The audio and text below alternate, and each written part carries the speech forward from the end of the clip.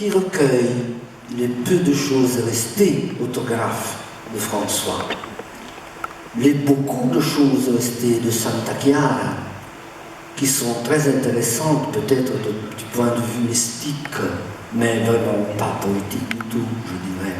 Je m'excuse avec elle, mais elle n'était pas au niveau de François.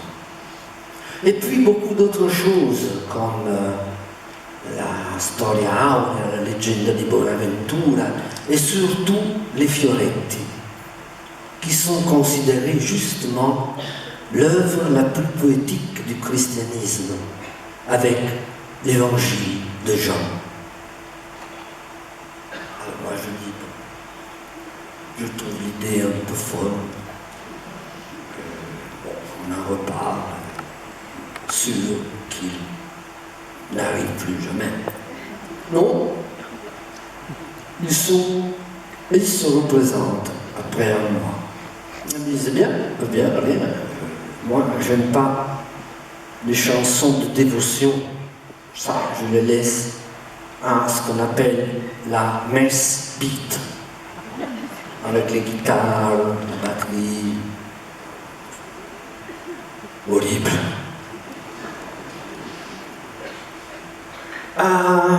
Ok, ça va, ok. Elles reviennent, elles disent, écoute, tu ne dois pas faire de la dévotion, pas du tout. Tu dois être extrêmement précis et philologue. Tu choisis ce que tu veux, mais tu dois respecter chaque syllabe, chaque mot, chaque virgule. Ah, alors là, c'était déjà bien. Mais moi, je suis un gentilhomme, peut-être je ne vous donne pas cette idée de loup. Mais j'ai un passé, j'ai un avenir derrière mes épaules. Et donc je leur ai dit, mais pourquoi vous le demandez à moi? Je suis un grand pécheur, je vous assure. Ils m'ont répondu, bien, on le demande à toi, parce que Dieu choisit toujours les pires.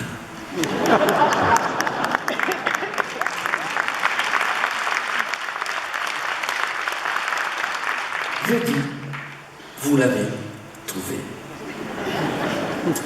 Alors, la maison de disques a pensé, bon là, il est fou, on le sait, il fait ce qu'il veut depuis 40 ans. Lui laisse faire ça. Ils m'ont même dit, la première représentation était au mois de juin, ils m'ont même dit, tu auras 20 spectateurs en maillot de bain. Il y en avait 2500 et il y en avait 500 dehors avec la police. Tout ça, sans promotion, j'ai vendu 5 platines. Je vous le dis, même si c'est pas chic. Sans promotion, sans radio, sans journaux, sans main, sans pied, sans rien. Tout le bouche-oreille. J'appelais cet album l'infiniment petit. Alors c'est un paradoxe.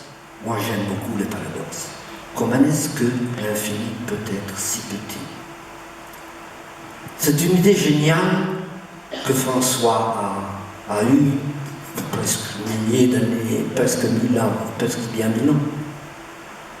Alors aujourd'hui on l'explique très facilement avec l'exemple du morceau de papier que vous coupez à deux, et puis encore à deux, etc., etc. Si vous y pensez, en théorie, vous ne finirez jamais de couper le plus petit en deux. Alors, du point de vue spirituel, c'est révolutionnaire. Parce que ça veut dire que l'univers, Dieu et tout le reste, n'est pas extranos, comme dirait le latin, mais c'est intranos.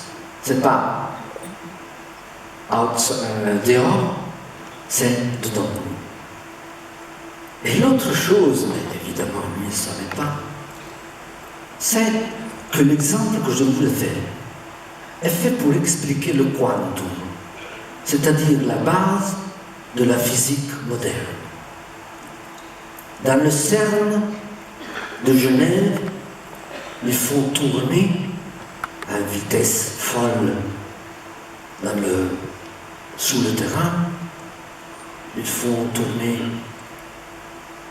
des neutrons, si vous dites ça, comme ça en français, qui, se bombardent. Et il y a 2 ans, on trouve une particelle. Quelqu'un l'a appelée la particelle de Dieu, quelqu'un d'autre l'a appelée la force faible. Autre paradoxe. Alors c'est la plus petite chose qu'on a trouvée, qui n'est rien du tout. Mais elle a le pouvoir de former les choses. Sans elle, tout tomberait. Donc, c'est fantastique. C'est une chose incroyable. C'est évident, mais il n'a pas. Alors, moi j'ai fait plus que 350 représentations de l'infiniment petit. J'ai arrêté à un moment donné quand je demandais aux frères, soit vous me faites saint tout de suite, soit j'arrête parce que j'en ai un petit peu marre. Non, c'était devenu comme toujours, c'était devenu mécanique, donc ça allait pas. Voilà, la prochaine chanson parle du rencontre entre François et le grand sultan de Babylone, Malik el-Kamel. À la suite de la 5e croisade, François et les 2 copains décident de quitter le camp chrétien et de se rendre au camp des Sarrasins. Évidemment, ils sont faits prisonniers, sont battus. Mais François parle au sultan avec une telle force que le sultan est complètement fasciné. François, attention, n'était pas un pacifiste, mais il n'allait pas avec le drapeau, avec l'arc-en-ciel. Non, il n'était pas un pacifiste, il était un homme de paix, un non-violent, disposé à combattre avec la non-violence. Et en effet, ce soir-là, dans le dîner secret de Damietta, le sultan et François signent la paix. Donc, mais à part ça, le sultan les laisse libres d'aller. Il voulait aller jusqu'à Jérusalem, voir le Saint-Sépulcre, bien. Quand il rentre, le sultan Malik el-Kamel est très malheureux. Parce que, enfin, François veut rentrer chez soi. Mais François lui promet une chose. Au moment de sa mort, lui, il reviendra. Et il sera à côté de lui. Et alors, le sultan lui donne un cadeau. Olifante, olifant, un instrument merveilleux en ébène et argent. François le jouait très souvent sur les places pour ramasser les gens, et il n'a jamais laissé son instrument 1 minute dans sa vie, et il est mort avec. L'instrument ne peut pas être vu, mais les franciscains me l'ont fait voir. Ils me l'ont montré dans une salle. Et j'étais... Ils disaient, regarde 1000 ans d'histoire, regarde les hommes après qu'ils l'ont joué, s'ils savaient ou ils ne savaient pas de quoi il s'agissait. Et puis il est revenu. Oh, une chose merveilleuse.